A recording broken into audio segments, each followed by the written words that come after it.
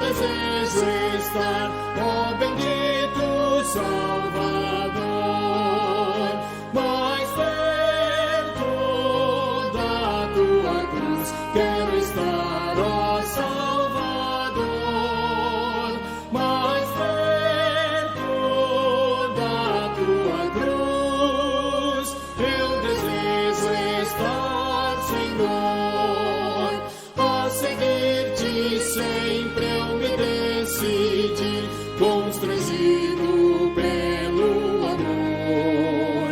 Jubiloso, pois me declaro teu, sem reservas, meu Senhor. Mais perto da tua cruz, quero estar, ó Salvador, mais perto da tua cruz. Eu desejo estar, Senhor.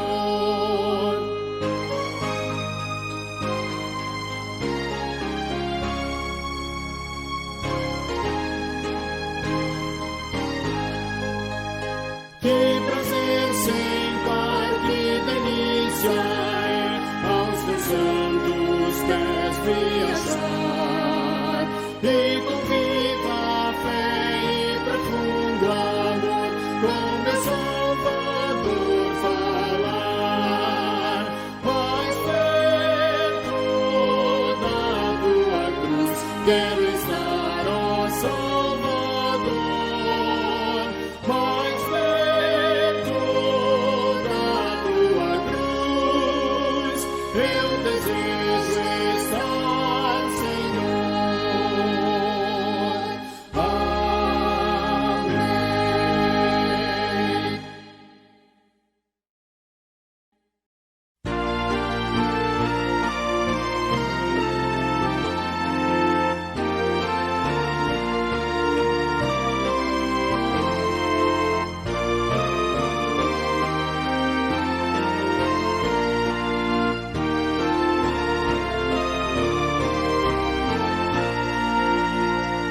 Quero ser um vaso de bênção, sim, um vaso escolhido de Deus, para as novas levar aos perdidos, boas novas que vêm lá dos céus. Faze-me vaso de bênção, Senhor, vaso que leve a mensagem de amor. Eis-me submisso e ao teu serviço eu me consagro, bendito Senhor. Quero ser um vaso de bênção para todos os dias fazer os culpados que vivem nas trevas o perdão de Jesus conhecer. Faze-me vaso de bênção, Senhor, vaso que leve a mensagem de amor. Eis-me submisso e ao teu serviço eu me consagro, bendito Senhor. Quero ser um vaso de bênção, sim, um vaso de bênção sem par, anunciando que os crentes em Cristo, jubilosos dos céus hão de entrar. Faze-me vaso de bênção, Senhor, vaso que leve a mensagem de amor. Eis-me submisso e ao teu serviço eu me consagro, bendito Senhor.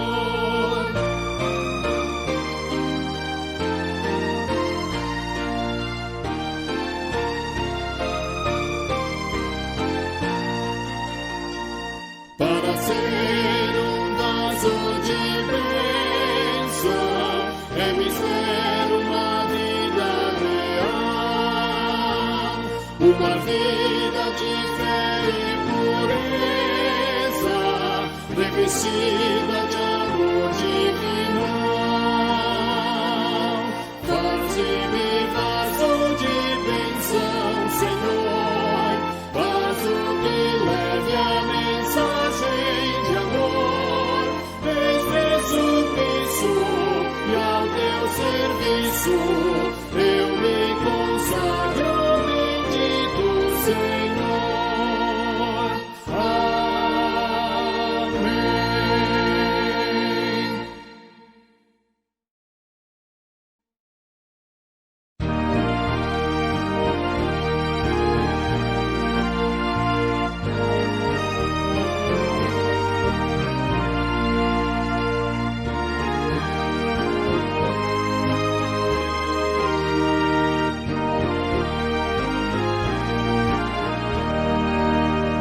Muito felizes nos correm os dias, e depressa se esvai nossa dor.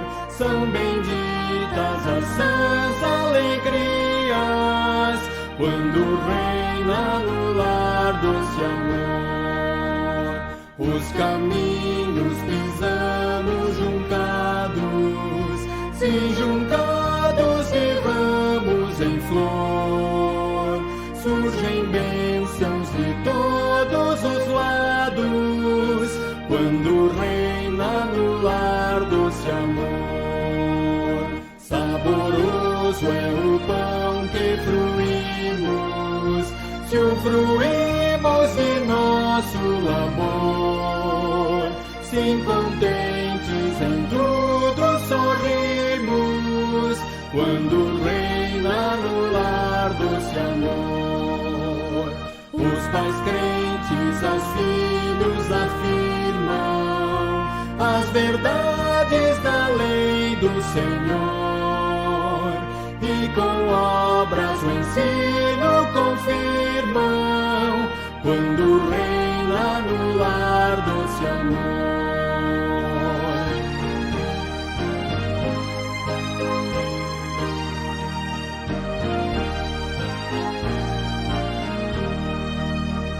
Se sentimos em casa a pobreza, se a pobreza também ao redor, suportável será com certeza, quando reina no lar doce amor. Seja bem-vindo à classe Catecúmenos da Igreja Presbiteriana Nova Jerusalém. Eu sou o Lucas Campos, o professor, e bem, nós temos utilizado da revista Curso Preparatório para a Pública Profissão de Fé. Nós também temos seguido o Credo Apostólico. Se você quiser ler o Credo, é só pausar o vídeo. O tema da lição de hoje é a ressurreição de Jesus Cristo. Pois bem, a título de introdução, o Credo diz sobre Jesus: ressurgiu dos mortos ao terceiro dia. A ressurreição de Cristo é essencial para a fé cristã. É o que o apóstolo afirma para nós em 1 Coríntios 15:14. E, se Cristo não ressuscitou, é vã a nossa pregação e vã a vossa fé. Ou seja, a ressurreição de Cristo é aquilo que valida tanto a pregação do Evangelho quanto a fé no Senhor Jesus Cristo. Se Cristo morreu, ele somente morreu e ele não ressuscitou, nós temos um grande problema. O apóstolo continua no versículo 19. Se a nossa esperança em Cristo se limita apenas a esta vida, somos os mais infelizes de todos os homens. Ou seja, se Cristo parou na aula passada, na lição passada, ele simplesmente foi sepultado, morto, nós temos um grande problema e uma grande crise de fé. Mas se ele ressuscitou, como o apóstolo diz, mas de fato Cristo ressuscitou dentre os mortos, sendo ele as primícias dos que dormem. Ou seja, nós temos esperança, porque ele é as primícias e nós seremos a continuação. Pois bem, mas talvez você me pergunte, eu só devo acreditar nisso, Lucas? Você diz e eu acredito? Na verdade, não. Existem evidências que mostram a ressurreição de Cristo. A nossa fé não é uma fé ilógica, existem bases para a nossa crença. Lucas 24, versículo 5b a 6a diz: Por que buscais entre os mortos ao que vive? Ele não está aqui, mas ressuscitou. E nós queremos ver as evidências da ressurreição de Cristo. Existem evidências bíblicas, que a Bíblia mesmo nos narra sobre acontecimentos, ok? A primeira dessas evidências é que houveram muitas testemunhas às mortes de Cristo. Em 1 Coríntios 15, o apóstolo ele vai dizer que mais de 500 pessoas viram. E a gente vai ouvir que muitas delas ainda estão vivas. E se você quiser tirar a dúvida, é só ir conversar com elas. Percebe? Não é uma, duas, três, quatro pessoas. Muitas pessoas viram e elas testemunharam. Não é como se fosse um sonho de algumas pessoas ou um devaneio, ok? Muitas pessoas contemplaram a Cristo ressurreto e elas testemunharam. Na Bíblia, nós vemos algumas pessoas têm preeminência durante o discurso, mas não foram só aquelas pessoas que viram a Cristo, ok? Inclusive, nós podemos lembrar que quando eles devem suprir a carência de um apóstolo depois da morte de Judas, nós vemos que um dos requisitos era que a pessoa estivesse com Cristo desde o início e que ela tivesse vindo e fosse testemunha da ressurreição de Cristo. Segundo, houve esforço para encobrir a ressurreição. Isso mesmo. Os religiosos daquela época, eles pagaram muito caro e utilizaram de muita influência e usaram de muito esforço para encobrir o fato de que Cristo ressuscitou. Não foi simplesmente os discípulos em um determinado momento saíram falando sobre a ressurreição de Cristo e não houve nenhum contraponto. Absolutamente não. Houve um grande investimento da parte dos religiosos que, em primeiro lugar, acusaram e levaram a Cristo para a cruz também, para que a ressurreição, o discurso da ressurreição fosse suprimido. E esse é um ponto interessante, porque se você parar para pensar, se Cristo não ressuscitou, as testemunhas não poderiam ser testemunhas, porque elas não viram, e elas com certeza não iriam tão longe quanto ao ponto de dar a sua vida, e o suborno e toda essa manipulação não faria sentido. Se Cristo de fato não ressuscitou, não teria por que temer e ao ponto de subornar os guardas. Ok? E também um dos pontos interessantes é que houve incredulidade. A incredulidade, ela é uma evidência da ressurreição de Cristo. Esse argumento é um pouquinho complicado, então preste atenção. Olha só. Há incredulidade na ressurreição de Cristo em todos os tempos, mas talvez o tempo mais fácil de se perceber seja no tempo do Senhor Jesus. Naquela época, havia vários tipos de religião, e dentre esses vários tipos de religião, haviam várias crenças, muitos religiosos, no geral. E cada religião tinha uma crença. Alguns acreditavam, por exemplo, que você podia ver o futuro através de fígado e entranhas de animais. Outros tinham visões, dos mais diversos tipos de crenças existia. Entretanto, quando se fala da ressurreição de Cristo, é unânime a resposta. Não pode acontecer. Isso não é verdade. Isso não acontece. Isso não é normal. Isso não aconteceu. É interessante, você pode lembrar, por exemplo, do apóstolo Paulo conversando com os atenienses. Ele fala sobre a extrema religiosidade dos atenienses, como eles adoram a muitos deuses, e deuses que fazem das coisas mais diversas. Então o apóstolo ele vem tratar sobre o Deus desconhecido e ele fala sobre o Filho que foi ressurreto. E os atenienses chamam ele de tagarela, falador demais.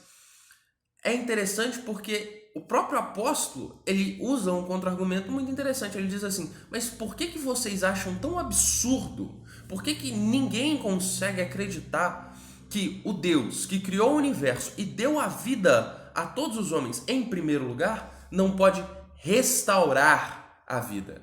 Não pode ressuscitar. Percebe?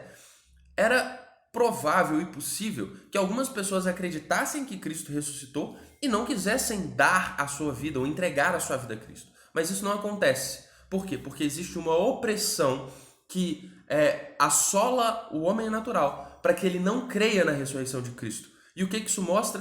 Que Cristo de fato ressuscitou e que esse poder maligno teme extremamente o poder que existe em Cristo Jesus. Pois bem, existem também a evidência espiritual. Essa é uma das provas mais conclusivas da ressurreição, as vidas transformadas. Duas que nós queremos citar aqui primeiro, os discípulos. Se você lembra, os discípulos eles eram extremamente covardes, extremamente tímidos, eles se esconderam quando Cristo morreu, e quando se esconderam nas suas casas e abandonaram mesmo.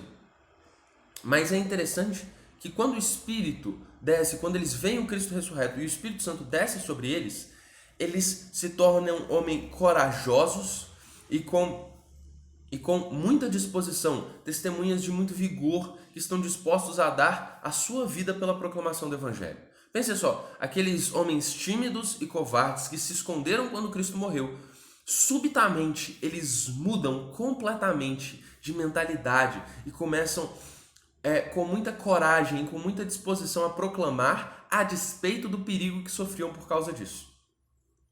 Até mesmo o incrédulo, o apóstolo Paulo, que era extremamente convicto de que o cristianismo, na verdade, era uma afronta, era uma blasfêmia contra o Senhor, que perseguia cristãos, que matava cristãos em um súbito momento. Ele muda de opinião completamente, ele vira agora um cristão zeloso. É isso mesmo. As pessoas, na época, elas ficaram assim, abismadas. O que aconteceu com esse homem? Esse homem não era aquele que perseguia os cristãos, arrastava eles de suas casas, dos seus templos, para matá-los? Não era esse o homem? Agora ele está pregando sobre esse Jesus. Percebe a mudança súbita? Se Cristo não ressuscitou, se Cristo não apareceu para esses homens, essa mudança seria inexplicável. Não tem como, não existe nenhuma razão concebível para essas pessoas passarem por essa mudança tão drástica. Eu gosto muito do exemplo de Judas. Judas, no início do seu livro, diz que o Senhor Jesus Cristo é Senhor de sua vida. Só que esse Judas, é Judas, irmão de Jesus. Se Cristo não ressuscitou, se Cristo não é de fato Deus, como Judas, irmão de Jesus, poderia crer nisso? É aquela pergunta: o que o seu irmão tem que fazer para você acreditar que na verdade ele é o Filho de Deus? O que o seu irmão pode fazer para provar que ele na verdade é o Filho de Deus? Se não ressuscitar dentre os mortos. Percebe? Existe muito mais comprovando a ressurreição de Cristo. E além da evidência espiritual, nós também temos a evidência eclesiástica. Olha só como é que vai a argumentação dos apóstolos na época sobre a ressurreição. A primeira coisa, quando vem o Pentecostes, o discurso de Pedro. A este Jesus, Deus ressuscitou, do que todos nós somos testemunhas. Quando Pedro e João se encontram perante o Sinédrio, o que nós ouvimos como defesa é: dessarte mandastes matar, mandastes o autor da vida, dessarte matastes o autor da vida, a quem Deus ressuscitou dentre os mortos, do que nós somos testemunhas. E continua, outra pregação: o Deus de nossos pais ressuscitou a Jesus, a quem vós matastes pendurado num madeiro. Pedro e João tinham curado um coxo no templo, uma multidão se reúne e essa é a mensagem que ele traz. Paulo, de frente a aquelas autoridades, em sua defesa ele disse: salvo estas palavras que clamei, estando entre eles, hoje sou eu julgado por vós acerca da ressurreição dos mortos. Percebe? A ressurreição era o centro de toda a proclamação da igreja antiga. Se Cristo não ressuscitou, não faria nenhum sentido. Mas ele ressuscitou e por isso a ressurreição dele tomou um ponto tão central na vida da igreja, na mudança de vidas, na transformação, as testemunhas, dentre tantas outras coisas, até mesmo seus inimigos. Até a ressurreição de Cristo tomou o ponto central até mesmo na vida de seus inimigos. Pois bem, sobre a natureza da ressurreição, o que significa Cristo ressuscitar? Primeiro, eu queria introduzir de novo e falar um pouco sobre os estados de Cristo. Existem dois estados que a teologia compreende e a gente comentou um pouco sobre eles, mas hoje eu queria me dirigir a eles com um pouco mais de cuidado. Primeiro, qual foi o estado da humilhação de Cristo? O que significa um Cristo humilhado? O estado da humilhação de Cristo foi aquela baixa condição no qual, por amor de nós, despindo-se de sua glória, ele tomou a forma de servo em sua concepção e nascimento, em sua vida, em sua morte e depois até a sua ressurreição. É muito interessante. A humilhação de Cristo não provém da natureza humana, mas da forma como todas as coisas foram tratadas. Isso é interessante porque vai falar sobre o estado da exaltação de Cristo. O estado de exaltação de Cristo compreende a sua ressurreição, ascensão, o estar assentado à destra do Pai e a sua segunda vinda para julgar o mundo. Ou seja, Cristo exaltado, o estágio da exaltação de Cristo começa na sua ressurreição, a sua ascensão, agora ele vai estar à direita do Pai. Ou seja, agora nós saímos daquele Cristo humilhado para um Cristo exaltado. A ressurreição começa isso. E é isso que nós vamos ver. Quando Cristo ele é exaltado, agora ele tem um corpo redimido, um corpo ressuscitado. Ele não simplesmente voltou à vida, ele tem um corpo novo. É um corpo tão novo que os discípulos eles não reconhecem a uma primeira vista, eles têm dificuldade de reconhecer a Jesus Cristo a uma primeira vista. É um corpo diferente, é um corpo que pode desaparecer e aparecer de novo. Percebe? É ainda um corpo humano, mas é um corpo humano perfeito. Era como o corpo humano deveria ser se não houvesse pecado e se nós tivéssemos obedecido à lei de Deus. E é esse o corpo que o Senhor Jesus Cristo tem e é esse o corpo que um dia nós teremos. Ou seja, ele é a primícia dos que dormem. Nesse sentido, ele tem um corpo redimido antes mesmo de nós. Antes de todos, ele foi o primeiro, ele deu início. Mais do que isso, a ressurreição de Cristo, como eu disse, ela compreende essa ideia da exaltação, do início da exaltação, do processo da exaltação de Cristo, sobre como ele conquistou a morte e todas essas coisas. É isso que compreende a ressurreição. Ela mostra sobre a nossa esperança de ser ressuscitado com ele, mas sobre o corpo glorioso que nós teremos com ele, ok? Pois bem, a ressurreição de Cristo, ela também fala sobre algumas outras coisas. Primeiro, ela fala sobre a completude da obra de Cristo. Como Cristo satisfez completamente todas as exigências de Deus. Ele foi ressuscitado por causa disso. Ele satisfez toda a justiça e toda a lei de Deus. Ele também mostra sobre o simbolismo, de novo, sobre essa natureza redimida que nós iremos receber. E ele também mostra que ele também é a causa da nossa justificação. Quando nós vemos a ressurreição de Cristo, nós sabemos que nós iremos ressuscitar no final de tudo. E, pois bem, é basicamente essa ideia que Louis Berkhof vai trazer no seu Manual da Doutrina Cristã. Tudo bem? Então a ressurreição de Cristo ela foi muito mais do que só voltar à vida. Ela compreende o cerne da nossa esperança e ela mostra a eficiência e a completude de sua obra. Tá. E o que isso significa para nós? Primeiro, nós adoramos a um Salvador vivo que prometeu estar conosco até a consumação dos séculos. Sabendo que ele está conosco, não há nenhuma tribulação na qual ele não esteja presente para nos dar auxílio oportuno. A ressurreição de Cristo é a garantia de nossa ressurreição na consumação do século. É isso que o autor da revista vai trazer para nós. Que, porque Cristo ressuscitou, nós contamos com ele porque ele prometeu estar conosco e ele está conosco para nos dar auxílio. E nós temos essa viva esperança porque ele vive. O apóstolo Paulo nos ensina também que os crentes, eles vão ressuscitar com Cristo para uma novidade de vida, que eles ressuscitaram em Cristo para uma novidade de vida. E a pergunta que vem naturalmente é, será que você tem tomado proveito, você tem conhecido essa novidade de vida? Ou será que é só uma frase escrita em um livro que talvez não faça tanto sentido? Percebe? Nós fomos ressuscitados para uma novidade de vida. Nele nós temos vida nova e nós podemos viver essa vida nova. Que o Senhor Jesus Cristo te abençoe. Boa tarde, irmãos. Saudações da graça para o Senhor Jesus. Vamos mais uma vez estar compartilhando a palavra do Senhor e agradeço a Deus pela sua vida. Vamos estar orando. Senhor nosso Deus e Pai, em nome do Senhor Jesus, eu peço ao Senhor que venha falar aos nossos corações. Venha, Senhor Deus, nos dar o entendimento da Tua palavra, para que a gente possa guardá-la e praticá-la nos momentos oportunos, Senhor Deus. Nos faça entender, Senhor Deus, para que possamos cumprir a Tua vontade nas nossas vidas, na vida do próximo. Em nome do Senhor Jesus, nós oramos e te agradecemos. Amém, Senhor. Pois bem, irmãos, o tema de hoje vai ser justamente a palavra do Senhor, a Bíblia, que por definição da palavra grega Bíblios, significa livros, né? Livros. E esses livros, esse conjunto de livros, num total de 66, sendo 66, 39 no Velho Testamento e 27 no Novo Testamento.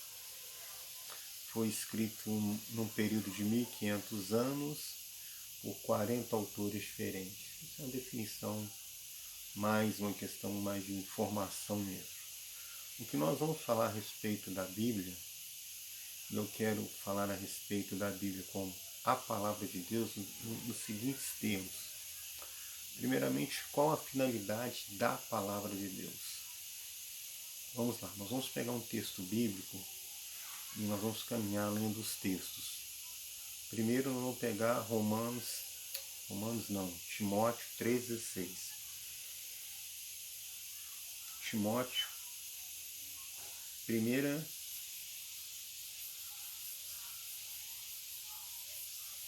Timóteo, 2 Timóteo, 2 Timóteo 3,16.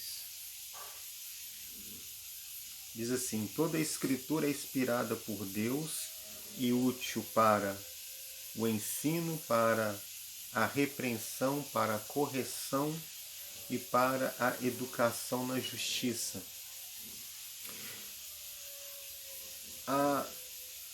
Essa definição da palavra de Deus, então a palavra de Deus, no que diz respeito à Bíblia, ela contém esses itens justamente para nos ajudar em buscar o que é bom para a vida, a sabedoria da vida. Ela nos ajuda no ensino, na correção, na repreensão e no estudo. O que nós temos que, até mesmo para explicar às pessoas por quê? Porque todos os lugares temos problemas, pessoas passam por problemas justamente convivendo com outras pessoas, seja na família, no convívio familiar, no convívio do trabalho. Então a Bíblia, a palavra do Senhor, ela vai ajudar dentro desses termos, ela vai te ensinar no momento oportuno. Então você ensina e é ensinável, você pode corrigir e é corrigido por ela, você pode repreender e é repreendido por ela, você pode educar e ser educado por ela. Tudo no amor, tudo com amor, né? A palavra amor aí, ela tem que seguir todos esses termos. Por que eu estou dizendo isso? Porque quando a gente quer ajudar as pessoas, até mesmo no que diz respeito à nossa fé, dizer para as pessoas o seguinte: por que você não está lendo a Bíblia? Por que você não está lendo a palavra de Deus? Por que você não está lendo a palavra de Deus? Se ela vai te ajudar num momento de correção, às vezes num momento de ensino, às vezes num momento de repreensão, por que não... Por que você não utiliza a Bíblia? Por que você não utiliza a palavra de Deus para essas situações da sua vida? Às vezes você está passando problemas incríveis sem saber como resolver. E olha, se a Bíblia define que é inspirada por Deus e útil para todas essas coisas, nós devemos falar para as pessoas. Leia a palavra de Deus. Eu estou com esse problema, eu estou com aquele problema, eu estou passando por isso. Leia a palavra de Deus. Crendo que Deus te ama, crendo que Jesus Cristo, Ele te ama. Se você crê nessas coisas, se você tem fé a respeito disso, leia a palavra de Deus. Por isso é bom a gente ter essa definição, 2 Timóteo 3,16, para passar para as pessoas.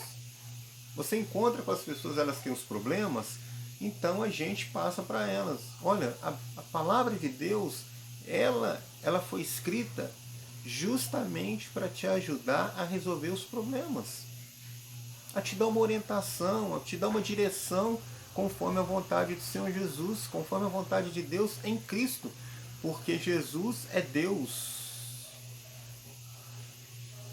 Ele é o verbo, ele é a palavra. Entende o que nós temos que levar para as pessoas? Esse versículo. Claro que tem outros versículos que nos mostram que a palavra de Deus, as Escrituras é a palavra de Deus. Mas ele abrange todos esses pontos que eu falei para você, porque ele alcança as pessoas no seu dia a dia. Esses pontos ajudam as pessoas a entenderem que elas têm que ter esse contato com a palavra de Deus. E a solução está lá. Jesus é a solução. E ele ensina através das Sagradas Escrituras. Agora vamos lá. Vamos pegar um outro texto, partindo desse princípio que a pessoa deva entender que ela resolve os problemas dela lendo as Sagradas Escrituras, a palavra de Deus. Então vamos lá. Um outro texto vai nos ajudar também. Romanos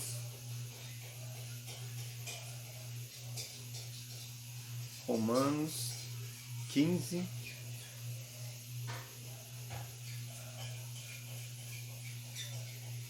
Romanos 15.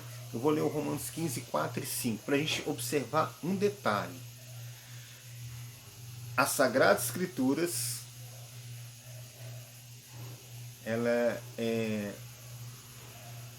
inspirada por Deus para os pontos que eu disse. Por que eu estou repetindo? Tem que ficar bem frisado, bem firme na sua mente, porque as pessoas precisam disso. Elas precisam de uma orientação para uma educação, uma orientação para uma correção, uma orientação para um ensino, para uma repreensão.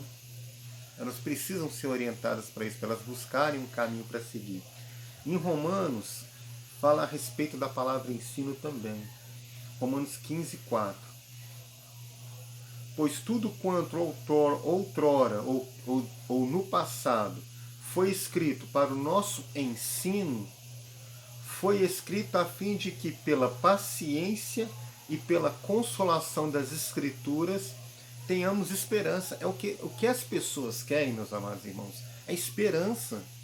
É esperança no seu dia a dia para poder resolver os seus problemas, para poder vencer o dia.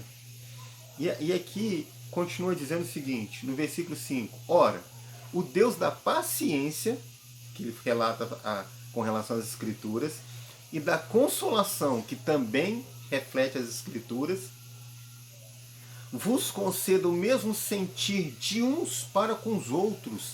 É o que as pessoas precisam, é de pessoa para pessoa.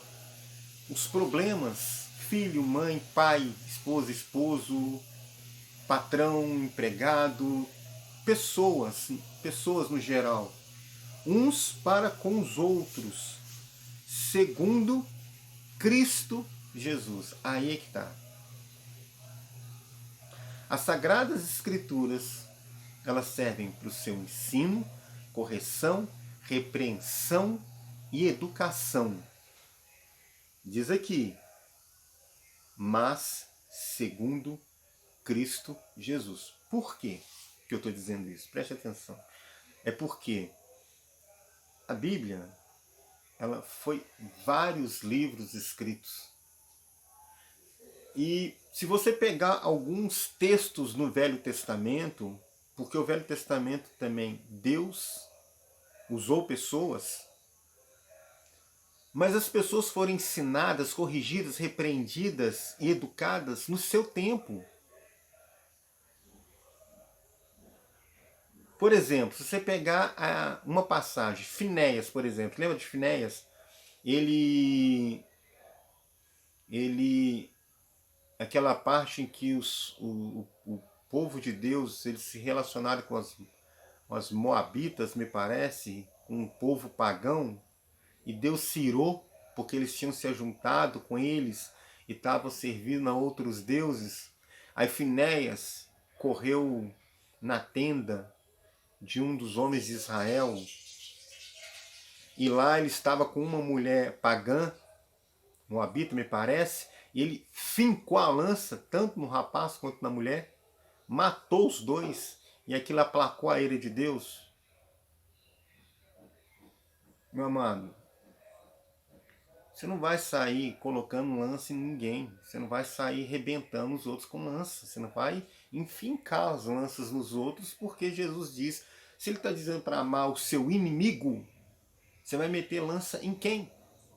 Se quando lá Jesus foi preso pelos soldados lá do templo, arrancaram a orelha de Malco com a espada, Pedro, Jesus mandou guardar uma espada, arrancando uma orelha, quanto mais enfiar a lança em alguém. E lá em Deuteronômio, essa passagem de Finéias é em número 25, Deuteronômio 21 ou 24, estou na 21 ou 24. Em Deuteronômio fala que os filhos desobedientes, os pais pegam, levam para a porta do arraial, chama as pessoas e apedreja os filhos. O filho desobediente. Como é que você vai fazer uma coisa hoje assim, meu irmão? Está na Bíblia? Está na Bíblia, mas está aqui. Segundo Cristo Jesus, aonde Cristo manda apedrejar uma criança hoje? Porque Cristo é o Logos, é a palavra. Cristo é Deus. Jesus Cristo, ele é Deus. Então, esta é a questão. Quando apresentamos a Bíblia para as pessoas, nós temos que entender que ela serve, Deus a utilizou para educação, repreensão, correção, ensino. Cada um tinha a sua época, o seu momento. Deus estava tecendo na mente humana os seus valores de acordo com o desenvolvimento do próprio homem, na sua percepção de vida. Deus não errou antes pelo que ele fez de forma nenhuma, porque ele não erra, mas era o conceito que Deus perfeito, sabedor de todas as coisas, utilizou para quê? Para poder, através do seu ensino, da sua correção, da sua repreensão, da sua educação, ali naquele povo, naquelas pessoas, daquele momento.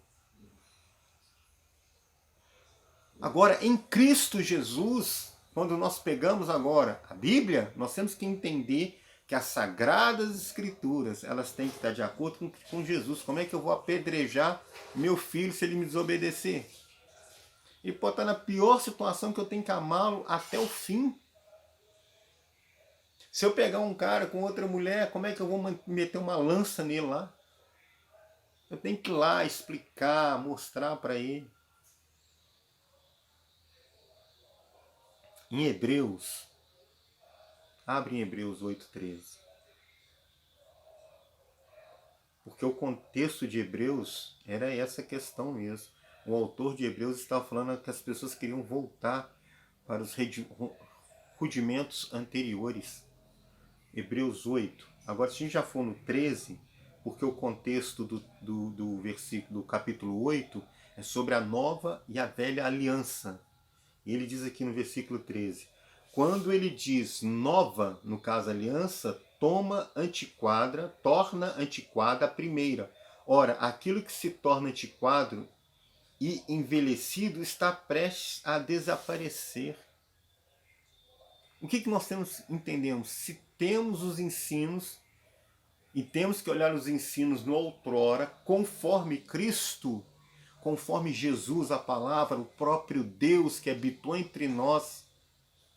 Então nós temos que fazer isso como, meus irmãos? Quando lemos os livros, os conjuntos de livros que Deus usou para a correção, repreensão, para o ensino e para a educação, cada um na sua época, com a sabedoria de Deus, com a bondade de Deus com cada um, para que a gente pudesse entender o caminho da vida com relação a nós com Deus. Nós, que eu digo, o ser humano em todas as épocas, o homem em todas as épocas, com Deus. E aqui diz, prestes a desaparecer. Irmãos, há questões que não são mais usadas. No conjunto de livros que chama Bíblia, por isso que muitas coisas, meus irmãos, estão sendo usadas de uma forma errada, de uma forma incorreta. Cristo já aboliu, Cristo já cumpriu. Então, Bíblios, livros, conjuntos, 66, 39, 36 no Velho Testamento, 39 no Velho Testamento, 27 no Novo Testamento, esses livros, Jesus, ele veio e cumpriu aquilo que devia cumprir, estabeleceu aquilo que tinha que estabelecer e vai estabelecer no futuro aquilo que será estabelecido de acordo com as suas promessas.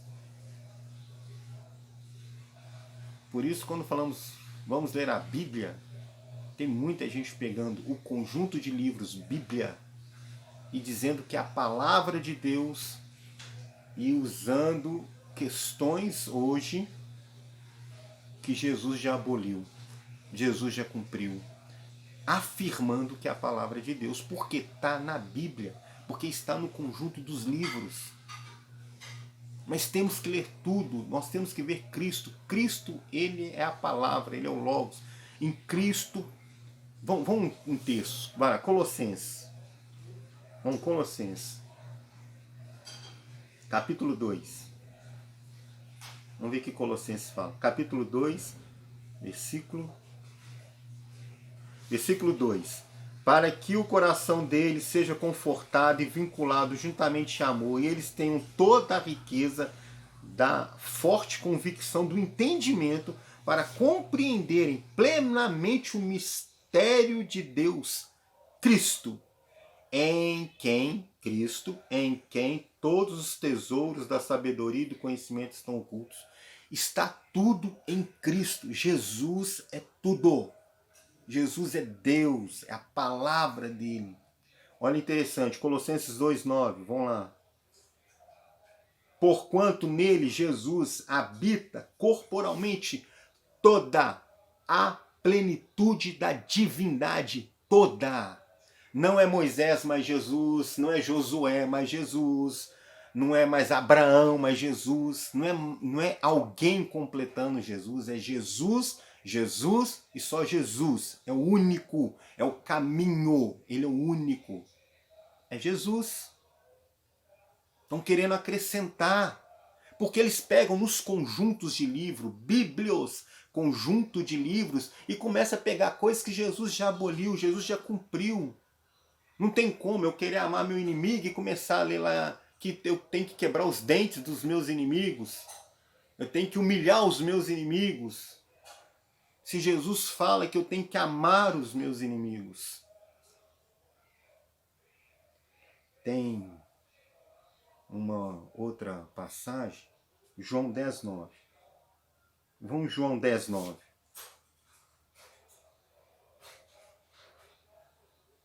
João 10,9. Diz assim: eu sou a porta. Se alguém entrar por mim, será salvo. Entrará e sairá e achará pastagem. Ele é a porta.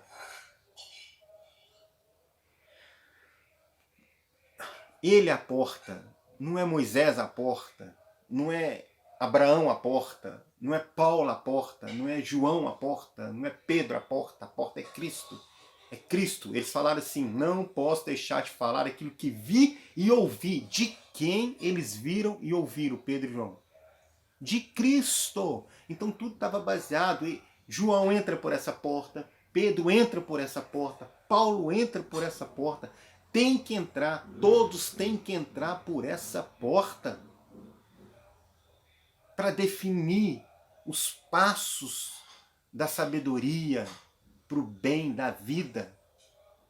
É Jesus, só Jesus, mais nada, só Jesus, só os ensinos de Jesus.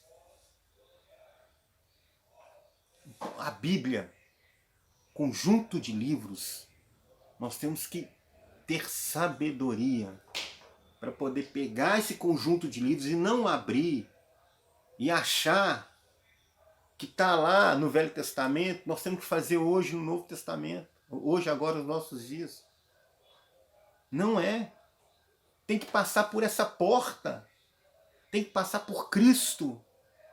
Ele é a palavra, Ele é a nova aliança pelo seu sangue.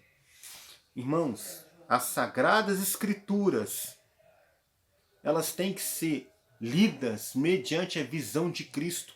Como Jesus enxergou o pobre, como Jesus enxergou o rico arrogante, como é que Jesus enxergou os religiosos hipócritas, como é que Jesus enxergou o ladrão lá da cruz, que a partir de hoje estará comigo no paraíso, como Jesus enxergou os leprosos, que todo mundo queria estar afastado deles, como Jesus enxergou os republicanos, que eram odiados pelos judeus, como Jesus enxergou as pessoas que se reuniam para o apedrejamento. Ele também fazia esse presente, mas para acabar com aquilo. Qual é a visão de Jesus, irmãos? Qual? Um endemoniado. Quando ele via um ali, lá no cemitério, só. O pai aflito, soldado romano pagão, aflito pelo seu servo, doente. Qual é a visão que ele tinha? Não vi fé igual a desse homem, não vi em Israel. Como é que ele viu? Qual que é a visão dele para um pai aflito? Que seu filho estava endemoniado, uma mãe, um pai aflito, porque a sua filha morreu. Qual que é a visão de Cristo para isso, para esses momentos? Isso é palavra de Deus. Isso é viver o Evangelho, é viver a palavra de Deus. É Cristo, é o olhar de Cristo, é a visão de Jesus. Jesus é a plenitude de toda a divindade. Jesus é Deus. Não dá para me pegar certas coisas e querer conciliar com o que Jesus ensinou quando ele se fez carne e habitou entre nós. Não dá. Não dá para pegar a Bíblia, Bíblios, conjunto de livros, sem passar pela visão de Cristo ao encontrar com as pessoas, ao encontrar comigo mesmo dentro de mim. Eu tenho que ver Cristo. Eu tenho que ter o olhar de Cristo. É isso.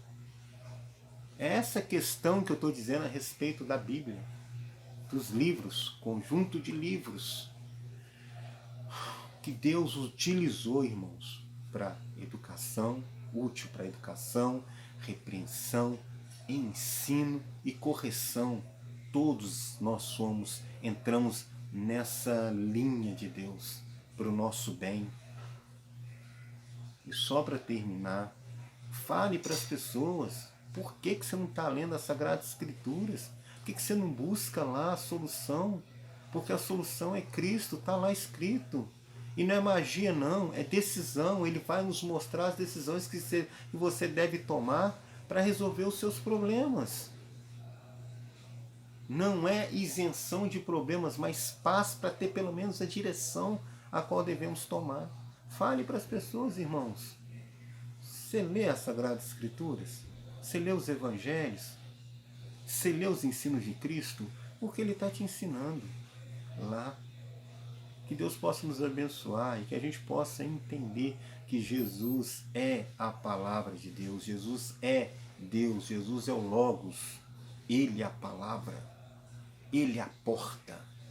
Temos que entrar por essa porta. A porta da salvação. A porta da pedra angular da nossa fé, Jesus Cristo.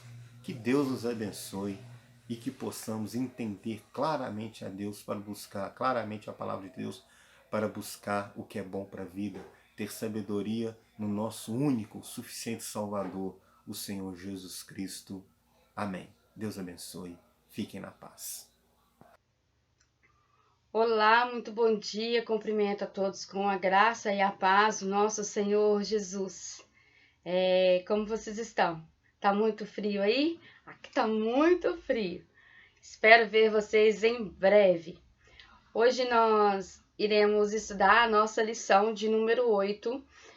O tema da nossa lição é Vencendo os Obstáculos. Engana-se o cristão ou aquele que está começando a caminhada na vida cristã, que pensa que por caminhar com Jesus não terão dificuldades, não terão problemas, não terão nenhum obstáculo. A palavra, muito pelo contrário, nos diz que nós sofreremos sim, que no mundo tereis aflições, mas tende bom ânimo, porque eu venci o mundo. Se Deus é por nós, quem será contra nós?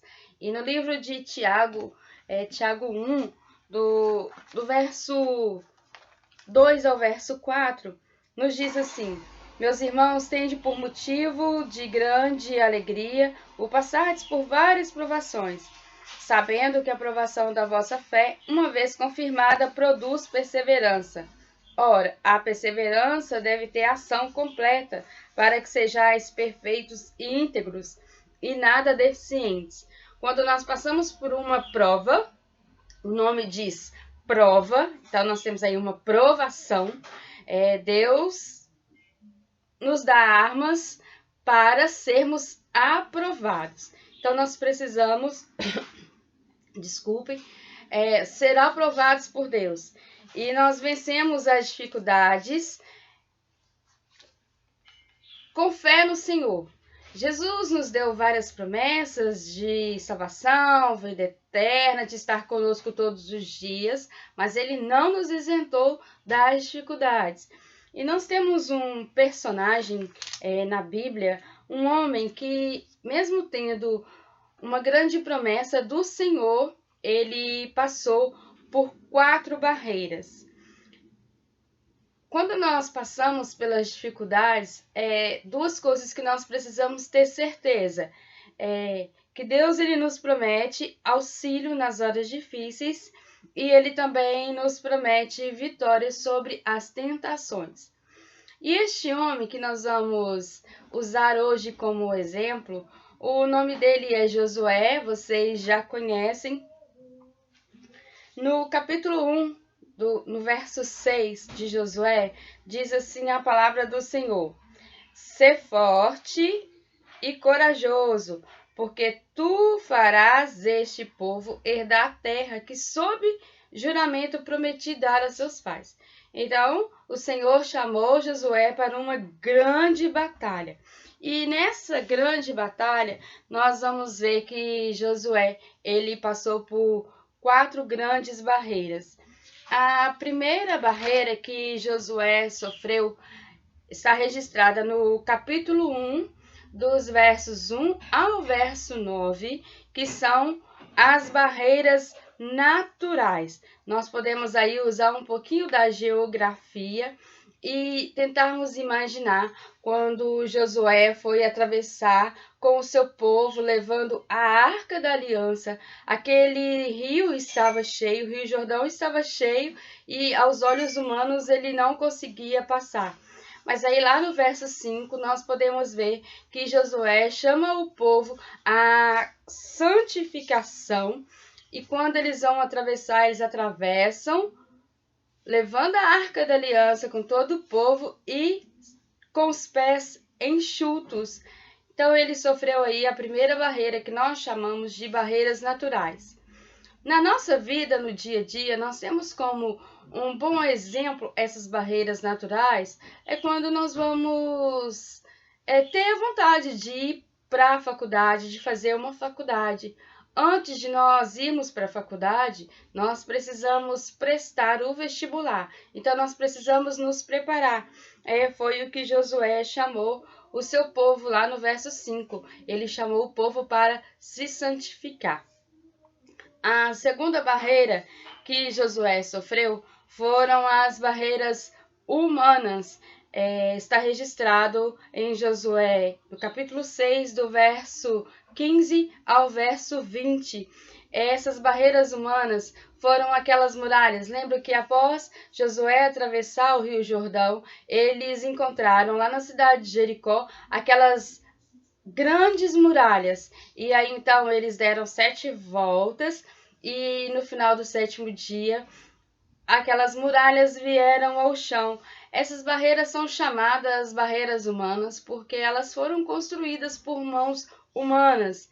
E na nossa vida, no dia a dia, nós temos como exemplo essas barreiras humanas, aquelas pessoas que passam por nós durante a nossa vida, durante a nossa caminhada, que tentam nos impedir de alguma maneira de prosseguir. Às vezes nós temos barreiras humanas na escola, no trabalho, na vizinhança ou até mesmo em casa. E Jesus ele também teve barreiras humanas, como os fariseus e os saduceus. E por que Jesus não se desesperou com aquele povo? É porque Jesus ele aprendeu a suportar, ele aprendeu a dialogar. Jesus, na verdade, ele não aprendeu. Jesus ele sabia dialogar, ele sabia suportar. E nós vencemos os obstáculos humanos com louvor. Que nós possamos louvar o Senhor com a nossa vida e que essas barreiras humanas elas venham cair por terra em nome de Jesus. A terceira barreira que nós vamos ver são as barreiras temporais. O sol e a lua, registrada em Josué no capítulo 10, dos versos 10 ao 15. Em um momento decisivo, aquele povo foi atacado por 5 reis e Josué foi defender. Então não dava tempo para ganhar aquela guerra com os olhos naturais, mas Deus ele moveu o céu a favor deles. O sol e a lua pararam para dar tempo de lutar com a luz do dia. E para completar, Deus mandou pedras do céu para defender o seu povo. As barreiras temporais são imprevistos que nos acontecem, são situações que só pela graça, o favor, a misericórdia e um milagre de Deus nós podemos vencer. E essas barreiras temporais, nós podemos desenvolver então a nossa paciência, sabe? Quando você pede algo para Deus e acontece N coisas, N situações, até aquilo que você quer realmente aconteça, então você desenvolve aí a sua paciência. E esses obstáculos temporais nós vencemos com a oração. A quarta e última barreira que Josué sofreu são as barreiras espirituais. Depois de conquistar a terra prometida, foi preciso chamar novamente aquele povo para a santificação e eliminar um inimigo chamado pecado. Então, Josué ele sempre chamava o povo à consagração. E nós podemos ver também que no capítulo 5, dos versos 10 ao 12, havia a celebração da Páscoa. Mesmo que uma pessoa não crê em Jesus Cristo, não tenha uma vida com Deus, o mundo inteiro celebra a Páscoa, que é uma grande festa. E Josué ele pregava ensinando o povo a ser fiel a Deus. Então lá em Josué, no capítulo 8, do 30 ao 35 e no 24, 14 a 25, Josué ele chamou o povo para renovar a aliança com Deus 2 vezes.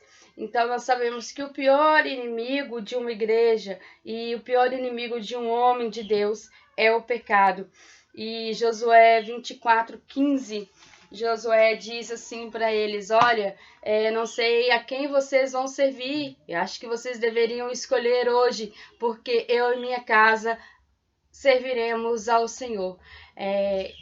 Que você possa saber que se Deus é por nós, quem será contra nós? Você está na caminhada cristã, na vida com Deus, numa jornada com Deus, mas as dificuldades elas virão. E Josué e o seu povo, ele venceu. A promessa de Deus se cumpriu na vida deles. Aquilo que o Senhor nos promete se cumpre. Mas nós precisamos aprender a vencer estes obstáculos. A vida cristã, ela não é uma vida somente de entusiasmo e oba-oba. Ela é uma vida de renúncia, é uma vida de consagração, de oração, de santificação. Que o Senhor possa aplicar em nós a palavra dele e nos abençoar, nos fortalecer e que a gente possa aprender a cada dia a caminhar com o Senhor Jesus. Feche os seus olhos e vamos orar. Pai Santo, muito obrigado por essa palavra. Obrigada, Jesus, porque o Senhor permite as provas, mas o Senhor nos dá as armas necessárias para lutarmos. Ajuda-nos, ó Deus, a renovar a nossa fé em Ti, que nós sabemos, ó Deus, que no Senhor nós somos mais do que vencedores. Se o Senhor é por nós, quem será contra nós? Nós sabemos que a vitória ela é do povo de Deus, a vitória é nossa em nome de Jesus. Perdoa, Senhor, os nossos pecados, essa oração que eu te faço para a honra e glória do Teu santo nome, em nome de Jesus. Amém. Um forte abraço e fiquem com Deus. Graça e paz, amados. É com grande alegria que estou com os irmãos para mais um estudo bíblico. E temos novidades. Nós já avançamos o primeiro módulo dos nossos estudos. Agora vamos dar início ao segundo módulo. E o que vamos estudar nesse segundo módulo? Nós vamos verificar os caminhos e a trajetória de Jesus dentro da Palestina até chegar em Jerusalém. Então vamos ver vários episódios onde Jesus pregava a palavra entre essas várias cidades. Muito bem. Então o capítulo do nosso estudo de hoje é Para Além do Tempo e do Espaço. Percebe-se que Jesus teve uma grande preocupação dentro do seu ministério, que era, em 3 anos, que era o tempo aproximado do seu ministério terreno, pregar a palavra de Deus, pregar as boas novas, ensinar essas boas novas, ensinar este evangelho aos seus discípulos, que eram das mais variadas culturas e ofícios, né? E ensiná-los a pregar o evangelho,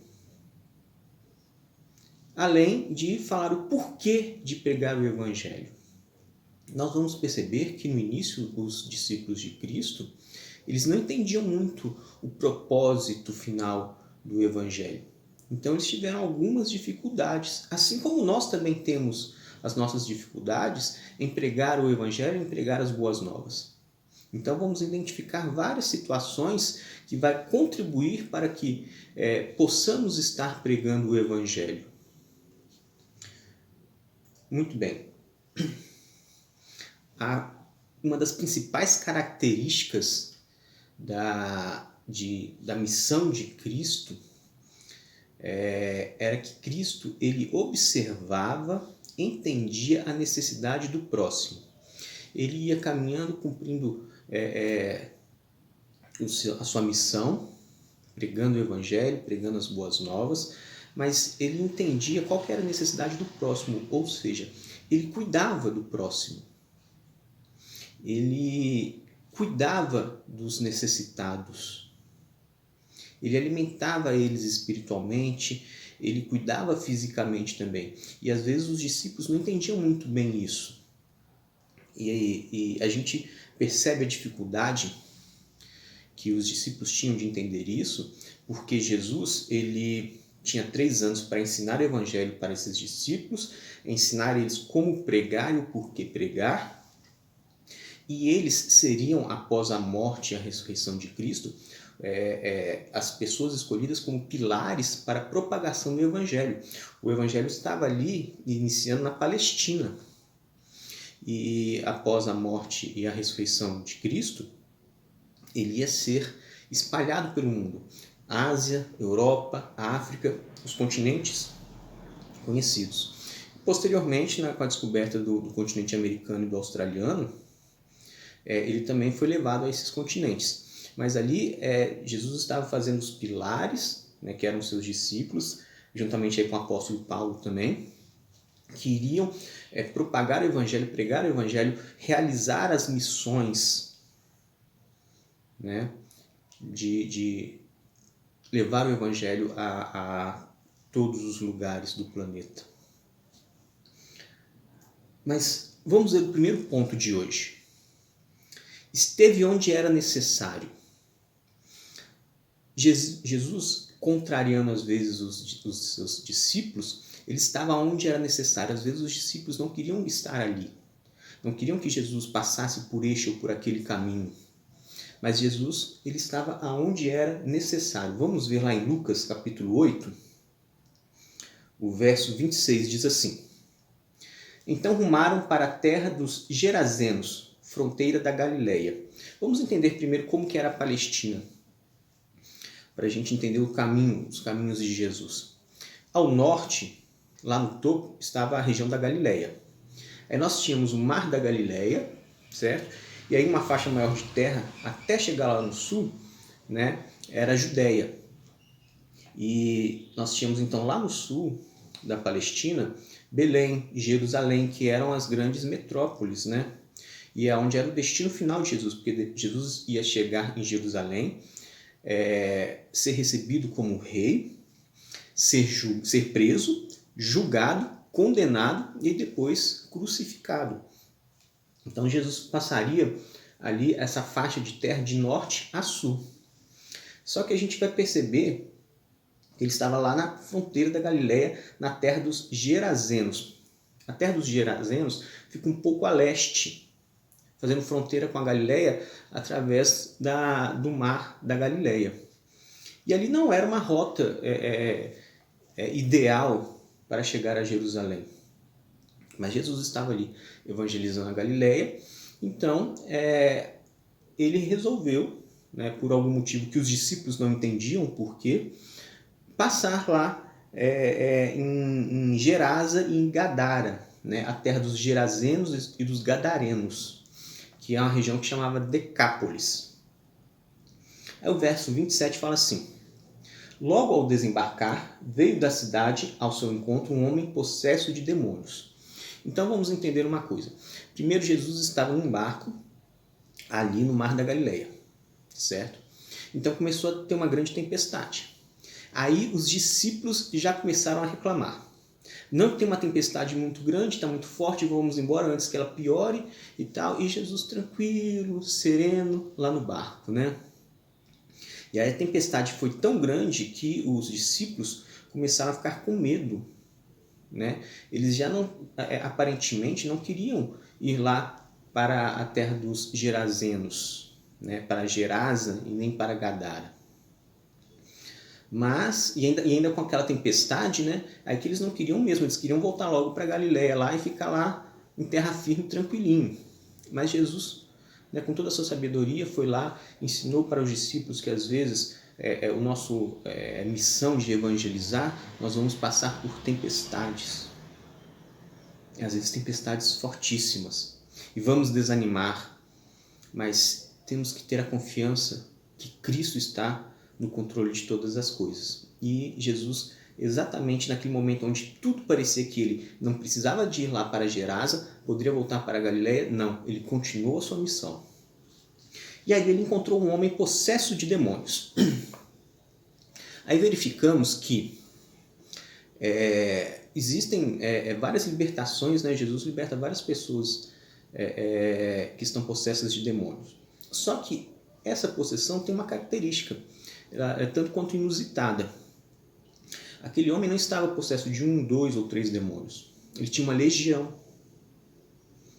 E era um homem que já era conhecido na região, que andava nu, que parecia estar louco, que frequentava os túmulos, os cemitérios, né? A Bíblia relata isso. Então, aos olhos do povo lá de Gerasa, ele era um louco que estava possesso, que não tinha condição nenhuma do convívio social, né? Aí Jesus chegou lá. Aí libertou aquele homem dos demônios, né? Eram tantos demônios que foram chamados de legião. E inusitado, aconteceu um episódio bem interessante, bem diferente, né? O Jesus autorizou que esses demônios entrassem numa manada de porcos que estavam lá perto, e então aqueles porcos possessos dos demônios se jogaram num espinhadeiro, né? Se precipitaram num abismo, né? E morreram afogados. E houveram testemunhas, pessoas viram aquilo. Imagina você, né, vendo Jesus libertando uma pessoa endemoniada e aqueles demônios entrando dentro de uma manada de porcos e se jogando desse ladeiro abaixo. Imagina o que você, conhecendo o Evangelho, você não ficaria surpreso com aquela cena inusitada, né? E as pessoas não estavam acostumadas ali em Gerasa com milagres, não estavam acostumadas com essas coisas. E eles viram aquilo e eles ficaram espantados, né? Vamos ver lá o verso 36, o que diz. E algumas pessoas que tinham presenciado os fatos contaram-lhes também como fora salvo o endemoniado. Então tinham testemunhas lá em Gerasa. E o verso 37, todo o povo da circunvizinhança, os gerazenos, rogou-lhe que se retirasse deles, pois estavam possuídos de grande medo. O que aconteceu? O povo, as pessoas que testemunharam aquela libertação de Jesus, e aquela cena dos porcos caindo abismo abaixo, eles ficaram com tanto medo que eles viraram para Jesus e falaram assim: aqui, obrigado, agora pode ir embora, sai. Ou seja, eles não queriam Jesus ali, eles rejeitaram Jesus. Então a libertação que Jesus trouxe ali, as boas novas que Jesus trouxe ali para aquele povo viu aquilo e rejeitou Jesus. E aí Jesus pegou o seu barco e voltou, né? Ele voltou para Galileia. Mas a gente vai perceber uma coisa, que é o ponto-chave aí desse capítulo, um dos pontos-chave desse capítulo 8, que é aquele homem que foi liberto, né, dos demônios, ele ficou aos pés de Jesus, reconhecendo, né, o grande profeta que Jesus era, né, os milagres que Jesus estava fazendo ali, e disse para Jesus: deixe que eu te siga, eu quero te seguir. Ele virou e falou: eu quero ser um discípulo seu. E aí Jesus, com grande sabedoria, e ainda os discípulos não entendendo, as pessoas não entendendo o porquê daquilo tudo, né? Jesus disse para aquele homem: você vai testemunhar quanto àquilo que aconteceu. Você não vai me seguir. Você vai continuar aqui na sua cidade, em Gerasa, na região de Decápolis, e vai voltar lá na cidade, e vai pregar, e vai falar do que aconteceu, vai testemunhar do que aconteceu, vai falar para os seus familiares, para os seus amigos, para a cidade toda, o que está acontecendo aqui. Mas por que isso? Aí a gente vai entender agora. Ó. O segundo ponto, ensinou o que era necessário. Então, o primeiro ponto, Jesus estava onde era necessário. Certo? Ele não era uma rota comum ele estar ali em Gerasa, mas ele parece que se desviou da sua rota e foi em Gerasa. Mas aí ele ensinou o que era necessário, ele falava o que era necessário para que as pessoas ouvissem o Evangelho. Lá em Lucas 8, capítulo 8 ainda, os versos 9 e 15, diz assim, o verso 9: e os seus discípulos o interrogaram dizendo: que parábola é esta? E aí vamos entender um pouco do propósito de Jesus dentro dessa circunstância. O capítulo 8, ele inicia, nesses primeiros versos, iniciam com a parábola do semeador. O que a parábola do semeador diz? Que o semeador estava com sementes, ia jogar em terreno rochoso, em terreno espinhoso, à beira da estrada e em bom terreno. Certo? Ou seja, Jesus está falando da pregação do Evangelho. Nós temos que pregar. Às vezes vai ser receptivo essa pregação, às vezes não. Como aconteceu lá com os gerazenos. Né? Eles rejeitaram Jesus. Então lá era um terreno rochoso, que rejeitou a boa semente, que é o Evangelho. Aí o verso 10 diz assim: respondeu-lhes Jesus, a vós outros é dado conhecer os mistérios do reino de Deus. Ou seja, eu estou ensinando as boas novas para vocês, as coisas acerca do reino de Deus para vocês, discípulos. Aos demais, fala-se por parábolas para que vendo não vejam e ouvindo não entendam. Então vamos entender uma coisa. Jesus tinha um período muito curto para ensinar os seus discípulos o que era o Evangelho e ensinar como pregar e por que pregar. 3 anos apenas. Se formos considerar hoje, por exemplo, um curso de engenharia civil, de direito ou de medicina, são cursos de 5 a 8 anos. Cursos de extrema dificuldade. Se formos pensar em outros cursos de graduação, é por volta de 4 anos. Os tecnólogos, de 2 a 3 anos. Então, Jesus tinha um conteúdo muito denso, que era o Evangelho, como pregar o Evangelho, ou seja, a prática, o estágio, né? Os discípulos, eles estavam fazendo um estágio supervisionado lá com Jesus, né? E Jesus tinha apenas 3 anos para ensiná-los tudo isso, e o porquê evangelizar e fazer com que eles fossem aquela pilastra para a missiologia, né? Para a pregação da palavra do Evangelho, né? Para expandir o Evangelho, não apenas ali naquela região da Palestina, né? Mas para o restante da Ásia, da África e para a Europa também.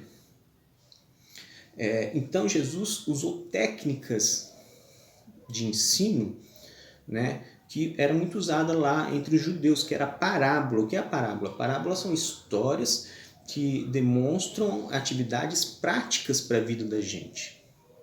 Né? Então Jesus trazia um conteúdo, né, muito denso, muito rico, né, e mostrava como aplicar aquele conteúdo na prática. Então Jesus falou que estava ensinando o Evangelho para os discípulos, né, mas muitos iam escutar o Evangelho, escutar as parábolas e não iam entender. Mas era necessário dessa forma. É o verso 11. Este é o sentido da parábola, a semente é a palavra de Deus. Então, nós temos que ter consciência de que Jesus ensinou aquilo que era necessário, né? E nós devemos pregar também. E por algumas vezes nós vamos pregar, nós vamos levar a palavra e vamos estar envoltos a tempestades que nós não vamos ter controle sobre ela. Mas lembre-se que Jesus está no controle. Em momentos nós vamos pregar e não vamos ter o resultado esperado. Nós vamos jogar a semente e ali o solo vai ser rochoso. Nós vamos ser rejeitados, o Evangelho de Jesus será rejeitado. Mas isso ainda é necessário. Então, amados, nem sempre temos uma boa recepção quanto à pregação, mas Deus nos dá um mandado direto, nos ordena a pregar. E nós vamos ver isso mais para frente. O terceiro ponto é o seguinte: agiu conforme a necessidade. Aí uma das grandes características da missão e da evangelização de Jesus. Jesus cuidava das pessoas. Jesus cuida de você. Jesus cuida de mim. Jesus vê as nossas necessidades. Jesus nos deu uma missão que é pregar o Evangelho, pregar as boas novas, levar a palavra de salvação, mas Ele cuida daqueles que vão receber esta palavra e cuida de quem está levando essa palavra, cuida da gente também. Aí a gente vai seguir um pouquinho do verso 8, vamos passar do capítulo 8, vamos passar para o capítulo 9, verso 10, que diz assim: e levando-os consigo, retirou-se à parte para uma cidade chamada Betsaida. Então Jesus, Betsaida estava mais ou menos ainda na região da Galileia, a noroeste, melhor dizendo, do mar da Galileia. Então sempre ali próximo do mar foi aquele início do mar da Galileia, aquele início da pregação de Jesus itinerante, né? E aí o verso 11 fala: acolhendo-os, falava-lhes a respeito do reino de Deus e socorria os que tinham necessidade de cura. Então a gente vê aí a característica do cuidado de Deus. Cristo cuida da gente. Então ele falava do reino, a respeito do reino de Deus, nos alimentava espiritualmente, alimentava aquele povo espiritualmente, né? E socorria os que tinham necessidade de cura. Então o evangelho de Jesus ele seguia sua missão e ele parava ali e via a necessidade das pessoas, né? O verso 12, a gente vai entrar na primeira multiplicação dos pães e dos peixes. Diz assim: despede a multidão, os discípulos, né, dizendo a Jesus: despede a multidão, manda o pessoal embora, manda essa multidão embora, para que indo às aldeias e campos circunvizinhos se hospedem e achem alimento, pois estamos aqui em um lugar deserto. O que aconteceu? Jesus parava ali e começava a falar do reino de Deus. E aí acumulando as pessoas, acumulando. Nessa ocasião tinham aproximadamente 5.000 pessoas. Aí é um estudo que diz que o censo, né, que a contagem das pessoas entre os judeus, né, eles contavam apenas os homens. Então possivelmente ali tinham mais de 5.000 pessoas. Né? Eram 5.000 homens, fora as mulheres e crianças. Então era muita gente. E Jesus falando ali e ensinando acerca do reino de Deus, né? E aí já estava anoitecendo. Aí os discípulos, né, chegaram lá: Jesus, aqui ó, vou mandar o pessoal embora rápido aqui, porque já está anoitecendo, a gente não tem dinheiro para dar comida para esse povo, senão esse povo vai começar a falar demais, a reclamar e tal. E eles, os discípulos, já estavam reclamando. Eles não queriam cuidar daquele povo, eles achavam impossível eles cuidarem daquele povo. Né? Eu lembro de um episódio aqui, abrindo um parênteses, né? Imagine só a reclamação dos discípulos lá em cima de Jesus. A todo momento eles paravam: isso não vai dar certo, isso não é dessa forma, a gente não tinha que estar aqui, vamos logo, vamos embora. Então os discípulos reclamavam muito. A gente vê vários episódios na Bíblia onde eles falavam, reclamando lá com Jesus: não, vamos seguir. Parece mais ou menos quando eu vou no shopping com minha esposa. Minha esposa para assim, uma vitrine e eu já penso: nossa, ela vai gastar dinheiro, ela vai comprar, e já dá aquela suadeira. Eu acho que alguns de vocês devem se identificar com esse episódio, né? Aí eu falo: não, vamos lanchar e a gente tem que ir embora logo e tal, né? Aí imagine só como eu devo ser chato para minha esposa neste momento. Querendo ir embora, querendo que ela não compre e vamos logo. Era mais ou menos o que os discípulos faziam com Jesus. Aí eu acho que algumas esposas e alguns esposos aí que estão assistindo esse vídeo vão se identificar com essa situação, né? Então, Jesus escutava aqueles discípulos, né? E ele sabia que eles ainda não tinham entendimento completo da missão dele.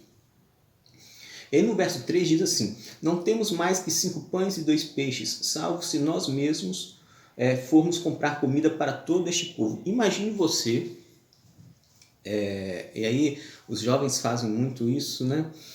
O acampamento, né? Aí a gente faz acampamento aí para 100 pessoas, 200 pessoas, 300, 500. Imagine você fazer um acampamento aí para 5.000 pessoas. Mais de 5.000, né? Porque ainda tinha outra contagem das mulheres e das crianças, né? Imagine você comprando comida para esse povo todo, organizando o acampamento todo para esse povo. Que dificuldade! E os discípulos estavam ali desesperados, querendo que aquele povo fosse embora logo. Mas não. Jesus tinha um cuidado. Jesus iria cuidar daquelas pessoas. E aí a gente volta um pouquinho no início do capítulo 9, que a gente vai ter um entendimento real daquela situação. No capítulo 9, verso 1, diz assim: tendo Jesus convocado os 12, isso foi antes da multiplicação dos peixes, deu-lhes poder e autoridade sobre todos os demônios e para efetuarem curas. Ou seja, Jesus deu poder e autoridade para que eles cumpram o ministério que Jesus iria colocar nas mãos, ou estava colocando nas mãos deles. E ainda eles não acreditaram, eles não creram. Aí eu pergunto para você, quantas vezes você tem uma missão, tem um ministério nas suas mãos e você não crê? Você não acredita que vai ser realizado aquilo? Você, na primeira tempestade, você desiste, você quer voltar. A primeira vez que aparece uma pessoa que traz grande dificuldade, como aquele endemoniado estava trazendo, você desiste. A primeira vez que aparece uma situação de evangelização, onde tem lá várias pessoas, você tem que alimentá-las espiritualmente e de repente fisicamente, como aconteceu com a multiplicação dos peixes e dos pães, você desiste. E da mesma forma que Deus está dando autoridade aqui aos discípulos, Ele te dá autoridade para pregar a palavra. Porque evangelizar, fazer missões, é mais ou menos como uma corrida. Lá nas Olimpíadas, uma corrida daquela de bastões. Fica uma pessoa com um bastão na mão, ela sai correndo. Ela vai entregar aquele bastão para outra pessoa. Então depois entrega para outra, entrega para uma quarta pessoa. Evangelizar, fazer missões é mais ou menos isso. É você fazer aquela caminhada, aquele percurso sem vaidade nenhuma, querendo entregar o melhor para o próximo, que vai vir uma pessoa após você e vai continuar cumprindo aquela missão, aquele ministério, aquela evangelização. E aí, posteriormente a isso, vem outra pessoa e irá cumprir, e vem outra e irá cumprir. O evangelho é assim. Os discípulos, eles foram as pilastras, né, após a morte e ressurreição de Cristo. Mas agora quem é essa pilastra é você, sou eu. Nós devemos cumprir o papel da evangelização, o mandado direto de Deus de evangelizar, de levar a palavra, de levar as boas novas.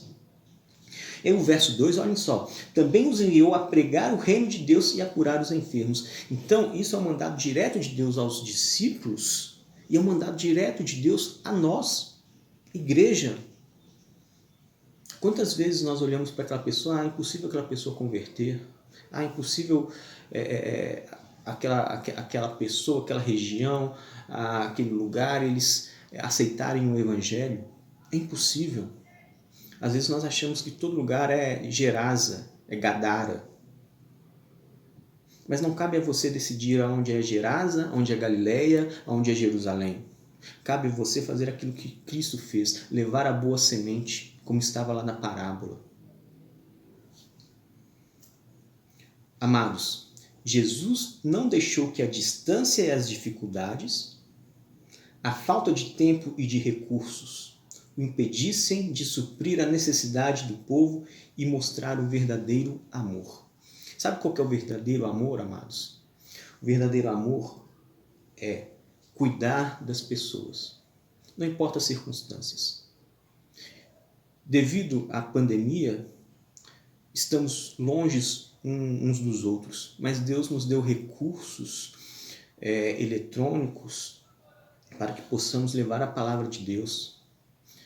Dê uma boa palavra, evangelize através do WhatsApp, do Facebook, do telefone, do e-mail,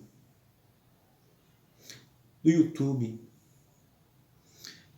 Não observe as circunstâncias da tempestade, do endemoniado, da dificuldade de alimentar 5.000 pessoas. Leve essa semente e creia que onde você jogar essa semente, frutificará, florescerá. Faça o papel que Deus ordenou a você. Deus te deu um ordenamento, evangelizar. E como Ele fazia isso? Cuidando das pessoas, vendo a necessidade das pessoas. Igreja, cuide do próximo, cuide das pessoas. Observe a necessidade das pessoas. Faça como Cristo. Não faça como os discípulos lá no início, onde reclamavam. Mas seja intrépido em trazer a palavra de Deus. Faça como os discípulos fizeram após a morte e crucificação e a ressurreição de Cristo. pregar o Evangelho para vários lugares. Creia que Deus estará com você, creia que o Espírito Santo de Deus estará com você. Amém?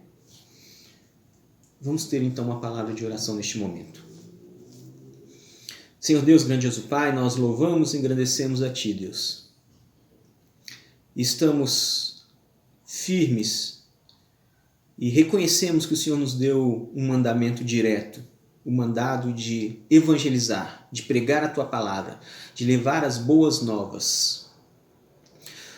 Por isso, Deus, nós louvamos e engrandecemos o Teu nome, porque a cada dia o Senhor nos capacita para levar as Suas boas novas. E que em meio à primeira tempestade, ao primeiro problema, à primeira dificuldade, não possamos desistir, não possamos ficar desanimados.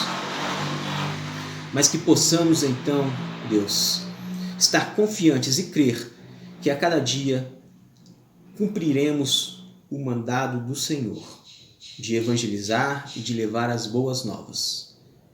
Este é o desejo do nosso coração, cumprir os Teus mandamentos. Em nome santo de Jesus.